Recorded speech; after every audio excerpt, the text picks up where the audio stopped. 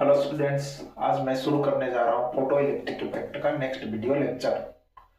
तो इस video lecture में हम पढ़ेंगे photon flux density, force due to the radiation and radiation pressure. अब जो बच्चे नए हैं वो चैनल को सब्सक्राइब कर दीजिए और इस वीडियो को लाइक कर दीजिए और एक प्यारा सा कमेंट कर दीजिए। तो चलिए आगे बढ़ते हैं। हम यहाँ पे फोटोन का जो एनर्जी है उसको हम ई नॉट से रिप्रेजेंट करेंगे और ये कितने के बराबर होता है, एच सी बाई लैम्डा और एच न्यू के बराबर, है ना। दूसरा चीज जो हम यूज करेंगे, एन क्या है, number of photon per unit time. मान लिया कि नंबर ऑफ फोटोन एन है पर यूनिट टाइम, मान लिया टी, जैसे देख लीजिए टी टाइम में एन फोटोन, तो यूनिट टाइम में कितना हो जाएगा, एन बाई टी। यही चीज यहां। अब फोटोन फ्लक्स डेंसिटी क्या है, तो फोटोन फ्लक्स डेंसिटी है number of photon per unit area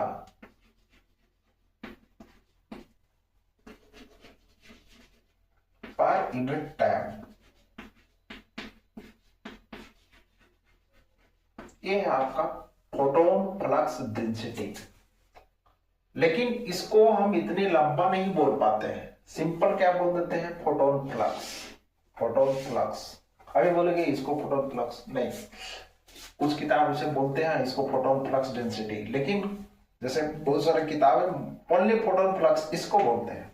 और फोटोन फ्लक्स जो है वो है आपका फाई से रिप्रेजेंट किया जाता है और यह कितने के बराबर होता है, number of photons in per unit area, ए से डिवाइड कीजिए, पर यूनिट टाइम टी से डिवाइड कीजिए, ये हुआ आपका फोटोन फ्लक्स डेंसिटी फाई। इसको फाई से रिप्रेजेंट करते हैं। अब ये तो इतना हो गया, अब इसको हम पावर और इंटेंसिटी से रिलेट करके दिखाते हैं। यहां पे एक चीज मैं यूज करूंगा, E not equal to H C by lambda या एच न्यू, और दूसरा N equal to small N है एन बाई टी। चलिए इंटेंसिटी बराबर क्या होता है, पावर बाई एरिया, और पावर बराबर क्या होता है, ई बाई टी। तो इसको इतना लिख सकते हैं। ई क्या है, रेडिएशन का एनर्जी। रेडिएशन में मान लिया एन फोटोन है, रेडिएशन में एन फोटोन है, एन फोटोन है रेडिएशन में, और उसका एनर्जी कितना है, एक का है ई नॉट, तो एन का कितना हो जाएगा, एन ई नॉट हो गया। तो E is equal to N E not divided by T into A. ठीक है, अब यहां पे देख लीजिए ये आ गया आपका इंटेंसिटी, ये ऑलरेडी तो कर चुके हैं। तो यहां पे हमको निकालना क्या है, ये निकालना है।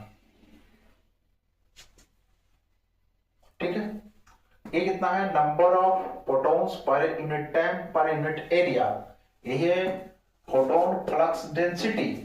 तो यहां पे I इक्वल टू हो गया आपका, I इक्वल टू कितना हो जाएगा, phi naught, phi into E naught, sorry. अब यहां पे हमको फाई निकालना है, phi is equal to I by E naught. अब आई तो ठीक है, ई नॉट का वैल्यू कितना है, ई नॉट का वैल्यू है एच सी बाई लैम्डा या H nu, H C by lambda, तो इसको लिखेंगे I lambda by H C. ये आपका क्या हो गया, फाई। फोटोन फ्लक्स डेंसिटी आपका निकल गया I by H C, I lambda by H C. चलिए ये हो गया, इसको नोट कीजिए। एक चीज और कि phi equal to I by E naught लिखते हैं, ई नॉट के जगह पे एच न्यू भी लिख सकते हैं। तो यहां पे फाई क्या हो गया, आई बाई एच न्यू चीज। अब यहां पे पावर इक्वल टू होता है E/T और नंबर ऑफ प्रोटॉन है n। एक प्रोटॉन का एनर्जी है E0, तो जो टोटल एनर्जी हो गया E इक्वल टू n/T। ठीक है, इतना होगा। अब n/T क्या होता है जी? P इक्वल टू n/T है n into E0, that imply n equal to P/E0। और E0 क्या है? E0 है एक प्रोटॉन का एनर्जी, तो ये हो जाएगा P/hc/लैम्डा, मतलब P λ/hc। तो यहां पे n जो हो गया number of photons per unit time, वह हो गया P λ/hc। या इसको हम लिख सकते हैं P/hν। ठीक है, तो इतना हो गया। तो फोटोन फ्लक्स डेंसिटी इतना और फोटॉन्स पर यूनिट टाइम इतना। तो इसको नोट कीजिए। फोटोन में मोमेंटम कितना होता है? फोटोन जो है वह मटेरियल पार्टिकल नहीं है। अगर मटेरियल पार्टिकल होता तब सिंपल सी बात है कि इसका जो मास होता, मास इनटू वेलोसिटी नॉर्मली कर देते हैं मास जो है, और ऐसे अगर रेस्ट मास देखा जाए तो प्रोटॉन का 0 है। लेकिन एक चीज है कि हम प्रोटॉन का जो एनर्जी है वह हमें पता है, वह कितना है? hν है और क्या है? hc/λ। इसको लिख सकते हैं। चलिए, तो क्या इसमें कुछ रिलेशन है? तो एनर्जी है तो मोमेंटम तो होगा, और मोमेंटम होगा तो कितना होगा, और उसको हम कैसे कैलकुलेट करें? तो सबसे पहली बात कि जब मान लिया जाए कोई पार्टिकल है वह रेस्ट में है, इसका मास है m0। अब इसमें कुछ वेलोसिटी दिया गया, पहले हम फर्स्ट वीडियो लेक्चर या सेकंड वीडियो लेक्चर में हम इसको डिस्कस कर चुके हैं, उसको देख लीजिएगा।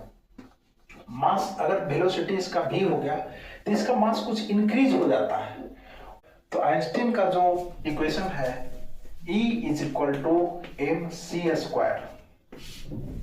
ठीक है, और इसका मतलब क्या हुआ कि अगर इस मास को हम पूरी तरह से डिस्ट्रॉय कर दें तो वह एनर्जी में कन्वर्ट होगा, और वह एनर्जी कितना होगी? mc²।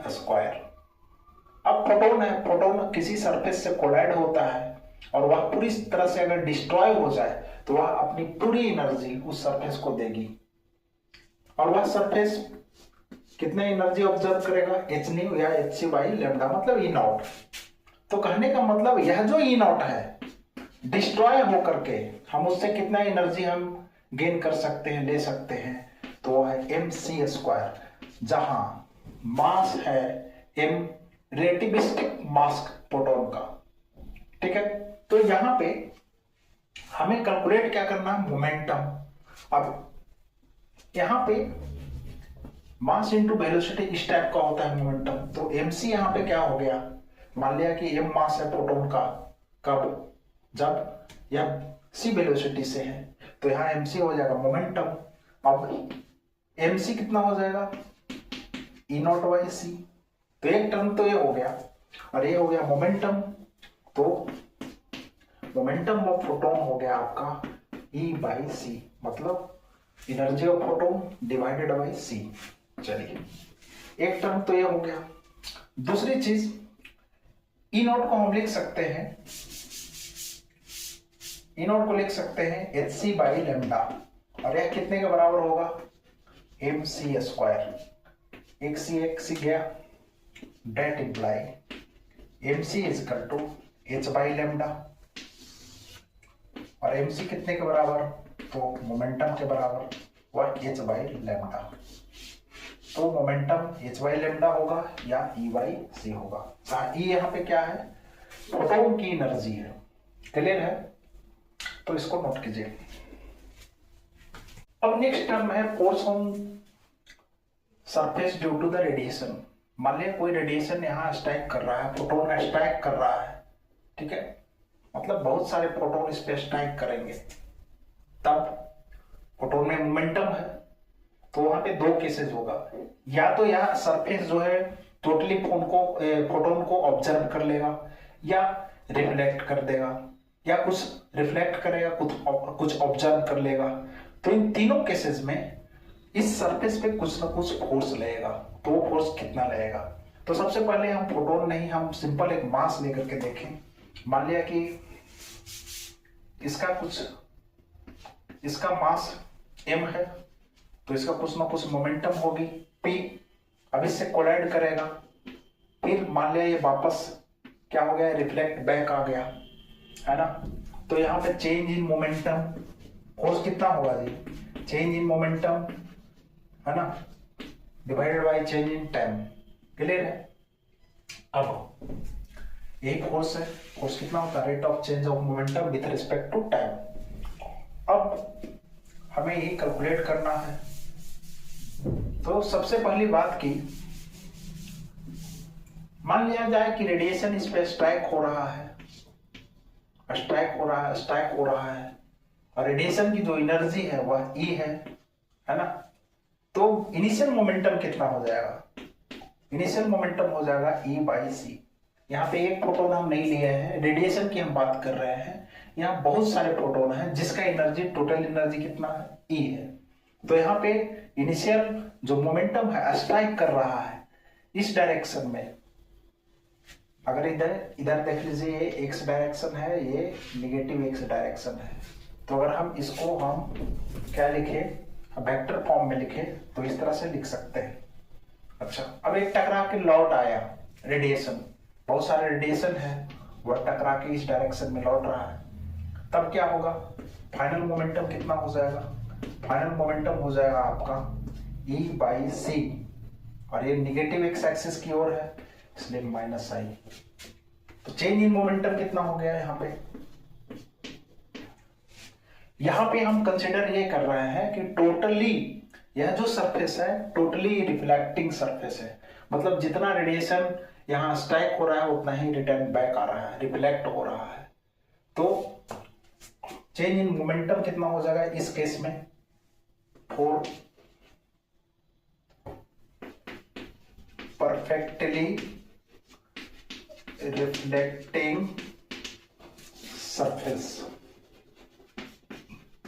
जब सरफेस जो है टोटल फोटोन को रिफ्लेक्ट बैक कर लेगा, तब यहाँ पे इसको हम क्या कहेंगे, परफेक्टली रिफ्लेक्टिंग सरफेस।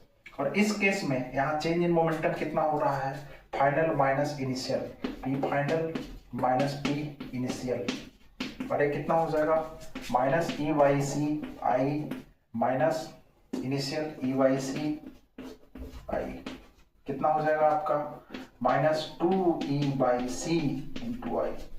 इसका मतलब दिस मच, और डायरेक्शन किधर है, इस ओर। तो यह जो चेंज इन मोमेंटम है वह किसका है, तो रेडिएशन का है। ये किसका चेंज इन मोमेंटम है, तो रेडिएशन का है। अब हम इसकी बात करें तो जिस डायरेक्शन में यह चेंज इन मोमेंटम है रेडिएशन का, तो इस पे अगर सरफेस पे बात करें फोर्स की, तो फोर्स जो होगा, force on surface is equal to rate of change of momentum with respect to time, है ना, ΔP/ΔT। लेकिन इसका जो डायरेक्शन होगा जस्ट ये रेडिएशन के डायरेक्शन में अपोजिट होगा। इसका चेंज इन मोमेंटम इधर है तो इस पे फोर्स इधर की ओर लगेगा, अपोजिट डायरेक्शन में। तो यहां पे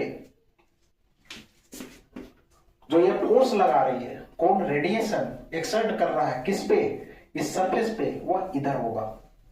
ठीक है, और इस डायरेक्शन में हुआ तो कितना होगा, तो rate of change of momentum कितना हो गया आपका, -2E/c, अरे पॉजिटिव में होगा 2E/c, ठीक है, इंटू डेल्टा, ये हो गया आपका rate momentum, change in momentum divided by time, ΔT। तो फोर्स ऑन सरफेस कितना हो गया आपका, I होगा। अगर हम मैग्नीट्यूड फॉर्म में लिखें तो ये होगा आपका 2E/c इंटू ΔT। अब देख लीजिए E/t ये क्या होता है, ये होता है पावर। तो Fs कितना हो गया आपका, ए टर्म जो है वो हो गया P P माने पावर बाई C, तो फोर्स ऑन सरफेस जो होगा 2P बाई C होगा। क्लियर है, इसको नोट कीजिए। अब नेक्स्ट टर्म है कि इफ सरफेस इज परफेक्टली अब्जॉर्प्टिव, मतलब जो सरफेस है वह जितना रेडिएशन इस पे इंसिडेंट हो रहा है इससे एक्सट्रैक्ट होकर फिर रिफ्लेक्ट बैक नहीं करेगा, मतलब ये पूरा जो सरफेस है वह रेडिएशन को क्या कर लिया, ऑब्जर्व कर लिया। तब इस केस में क्या होगा, तब इस केस में सरफेस पे फोर्स कितना लगेगा।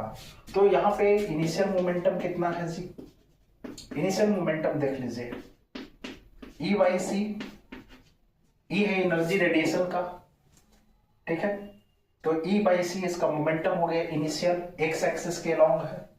तो फाइनल मोमेंटम कितना है ये, फाइनल मोमेंटम यह फोटोन को पूरी तरह से ऑब्जर्व कर लेता है, मतलब फाइनल मोमेंटम 0।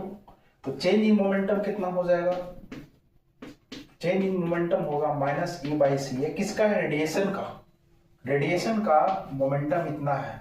तो सरफेस पे जो फोर्स होगा रेडिएशन के मोमेंटम, चेंज इन मोमेंटम को कोई डायरेक्शन में होगा, है ना। तो अब जो फोर्स होगा किस पे, सरफेस पे, वह इस डायरेक्शन में होगा। तो फोर्स ऑन सरफेस जो होगा आपका change in momentum with respect to time, ये पॉजिटिव में होगा। अब ये होगा E बाई सी,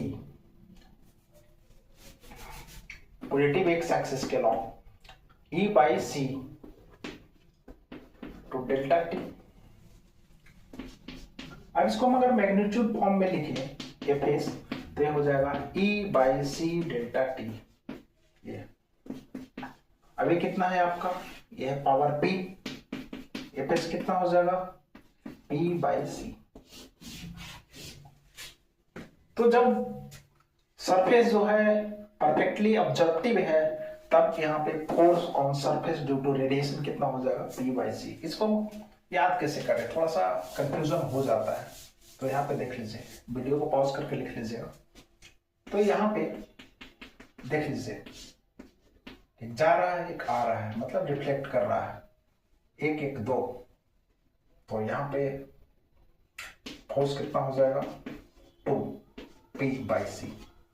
अब देखिए एक मतलब जा रहा है, आ नहीं रहा, तब क्या होगा, एक मतलब एक इक्वल टू कितना हो जाएगा P बाई सी।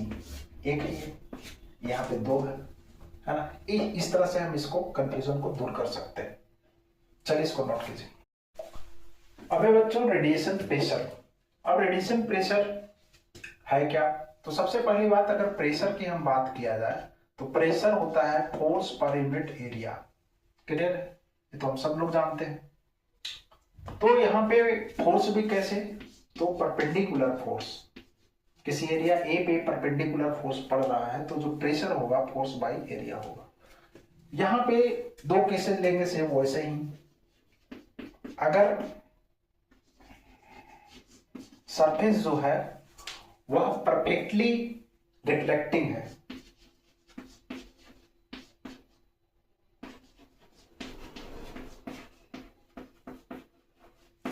ठीक है, तो उस केस में क्या होगा, परफेक्टली रिफ्लेक्टिंग है तो यहां पे प्रेशर जो हो जाएगा वह फोर्स बाई एरिया तो होता ही होता है। और ये फोर्स कितने के बराबर होता है जी, तो 2P बाई सी, है ना। ये P क्या है, तो ये पावर है ना, पावर बाई सी। अब यहां पे एरिया है, एरिया नहीं लिखे है सॉरी, तो एरिया दे दें। अब यहां पे प्रेशर कितना आ गया 2P बाई सी ए। अब इसको आप जानते हैं P by A, P by A कितने के बराबर होता है, तो P बाई ए होता है इंटेंसिटी I के बराबर। तो यहां पे प्रेशर क्या हो जाएगा 2I बाई सी, ये हो गया आपका। क्लियर है, कब, जब सरफेस परफेक्टली रिफ्लेक्टिंग सरफेस है। अब जब सरफेस है परफेक्टली क्या है, ऑब्जर्वेटिव है, मतलब टोटल जो रेडिएशन आ रहा है उसको ऑब्जर्व कर रहा है।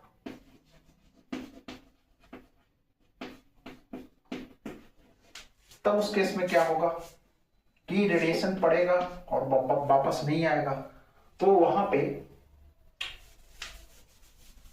फोर्स बाय एरिया, फोर्स कितना होता है सरफेस पे जो लगने वाला फोर्स है जो पीछे हम कैलकुलेट किए हैं वो होता है आपका P बाई C और एरिया है तो A। तो अब यहां पे देख लीजिए पावर बाई एरिया क्या होता है या इंटेंसिटी होता है। तो जो प्रेशर हो जाएगा रेडिएशन प्रेशर वह हो जाएगा I बाई C। क्लियर है। तो यहां पे जो 21 सेकंड था सरफेस इज परफेक्टली ऑब्जर्वेटिव। तो यहां पे दोनों केस में फर्स्ट केस में जो प्रेशर हुआ वह कितने के बराबर है 2I बाई C। कब जब परफेक्टली क्या है रिफ्लेक्टिंग सरफेस है। दूसरा केस जब क्या है परफेक्टली ऑब्जेक्टिव है तब क्या होगा यहां पे प्रेशर क्या हो जाएगा I बाई C। तो ये दो केसेस है।